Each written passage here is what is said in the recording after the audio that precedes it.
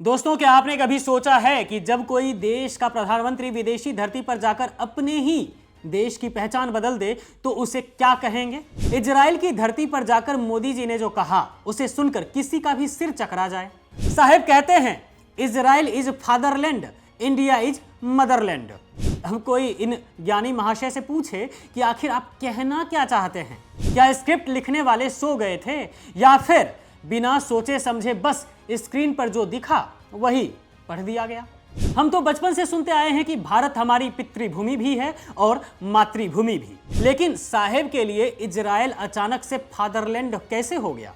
क्या विदेशी धरती पर सुर्खियां बटोरने के चक्कर में देश की अस्मिता की परिभाषा ही बदल दी जाएगी? अब हद है मोदी जी, मतलब कुछ बोल देते हैं आप। असल बात तो यह है कि मोदी जी के पास अपनी कोई मौलिक सोच बची ही नहीं है। टेलीप्रॉम्प्टर पर जो लिख दिया जाता है वही पढ़ देते हैं।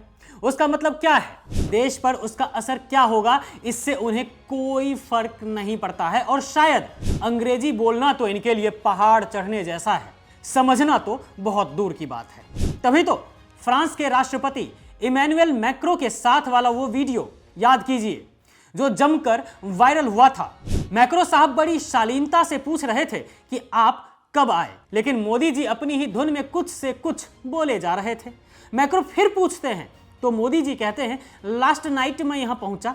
मतलब ना ढंग से अंग्रेजी आती है और ना ही बिना स्क्रिप्ट के हिंदी संभल पाती है। बस मंच पर खड़े होकर भाइयों और बहनों और दोस्तों बोलकर जनता को गोल गोल घुमाना आता है इन्हें।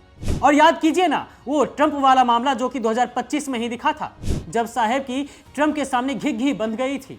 विदेशी पत्रकार सवाल पूछ रहे थे और मोदी जी बगले झांक रहे थे। फिर ट्रंप को खुद कहना पड़ा था, चलिए इनका सवाल भी मैं ही ले लेता हूं, मैं ही जवाब दे देता हूं। कितनी शर्मिंदगी की बात है कि एक 125 करोड़ से ज्यादा के देश का नुमाइंदा वहां खामोश खड़ा रहता है। अब जरा बात कर लेते हैं उस विश्व गुरु वाले पल की जो दावोस में हुआ था। साल 2022 की वो घटना कोई भी कैसे भूल सकता है। मोदी जी पूरे रौब में भाषण दे रहे थे, अचानक से टेलीप्रॉम्प्टर ही बंद हो गया और फिर शुरू हुई मोदी जी की घिस फिस।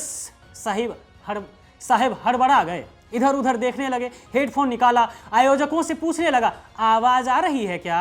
अरे साहब आवाज तो आ ही रही थी, बस आपके सामने वाली स्क्रीन बंद हो गई थी और बिना स्क्रीन के तो आप एक शब्द भी नहीं बोल पाते हैं, वो तो देश की जनता को भी पता है। यही हाल अभी कुछ समय पहले दिल्ली में भी हुआ था, जहां भाषण के बीच में टेलीप्रॉम्प्टर ने धोखा दिया था और साहब अटक गए थे। अटकना तो खैर उनकी फितरत बन गई है अगर सामने लिखा हुआ ना हो तो सच यही है दोस्तों कि जो शख्स खुद को बड़ा वक्ता कहता है वो बिना बिजली और स्क्रीन के 2 मिनट टिक नहीं सकता है। इजराइल को फादरलैंड बोलना सिर्फ एक जुमला नहीं है, बल्कि ये सबूत है कि मोदी जी सिर्फ एक रीडर हैं, वो भी टेलीप्रॉम्प्टर वाले, लीडर नहीं।